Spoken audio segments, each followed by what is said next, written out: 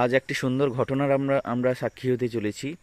যে আজ আমরা খেজুরি 1 নম্বর ব্লকের কামদেবনগর গ্রামের দেবাশিস দাসবাবু, ওনার বাবা ব্রজগোপাল দাসবাবু, তো ওনার বাড়িতে আমরা এসেছি ওনারই ডাকে। তো এখানে প্রায় ওনারা সংগ্রহ করেছেন নয় নয় করেও কত হবে 16খানা কচ্ছপ। তো এখন মনে হতে পারে যে একসঙ্গে এত কচ্ছপ এলো কোথা থেকে।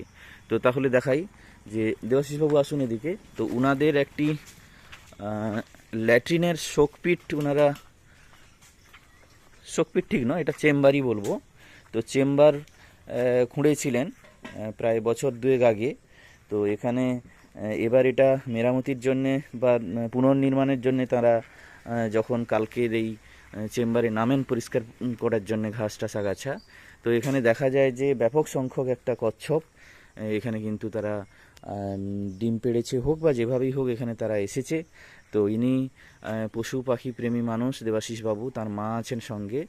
তো আমরা আজকের এই কচ্ছপগুলো উনি আমাদেরকে এখানে ডাকলেন, তো আমরা এলাম। তো কচ্ছপগুলো তারা চাইছেন একটি সুন্দর নিরাপদ কোনো জলাশয়ে করে দিতে, মানে আবার পুনরায় ছেড়ে দিতে। তো আমাদের যেটা মনে হচ্ছে যে কি এটা এলাকারই কচ্ছপ, কোনো কারণে হয়তো এখানে ভেতরে ঢুকে পড়েছিল বা মাটির নিচ দিয়ে আসার ফলে ওরা এখানে তাদের মানে বাচ্চা পেড়েছে, কিন্তু এখানে তার তো নির্মাণ করতেই হবে। ফলে এটাকে আর স্থানান্তরিত করা নয়, আমরা এখানে ওনাদেরই পুকুরে, আমরা দুটো পুকুর আছে, তো এখানেই আমরা ওদেরকে মুক্ত করে দেবো। এরা স্থানীয় এই জলাশয়ে ওরা নিরাপদে থাকবে এবং দেবাশিসবাবু কথা দিচ্ছেন যে এই পুকুরটা তার নিরাপদ, এখানে কোনো ফিশিং হয় না সেভাবে, এবং যথেষ্ট গভীর পুকুর। আশেপাশেও পুকুর আছে যেখানে ওরা স্থানান্তর করতে পারবে প্রজনন কিংবা বাকি অন্যান্য কিছু মানে সুন্দরভাবে বসবাসের জন্যে। তো আমরা একে আর স্থানান্তর করছি না। দেবাশিসবাবু চলুন তাহলে আমরা কচ্ছপগুলোকে এখনই রিলিজ করে দিই। আমরা হ্যাঁ মাসিমা চলুন, একে একে আমরা কচ্ছপগুলোকে রিলিজ করব। বেরিয়ে যাবে কিন্তু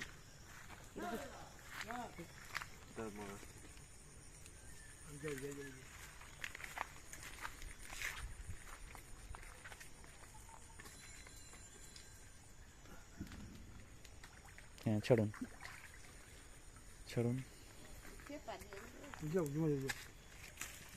ভালো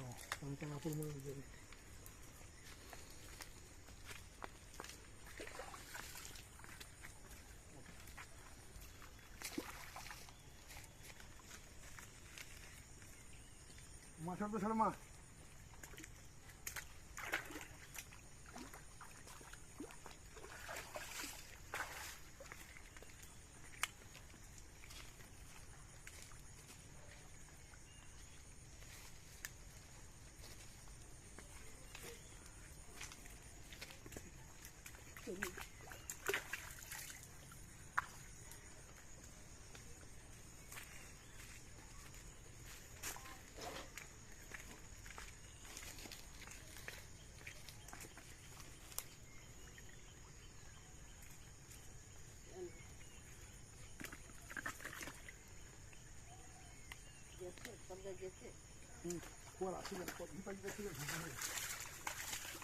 আর নেই তো।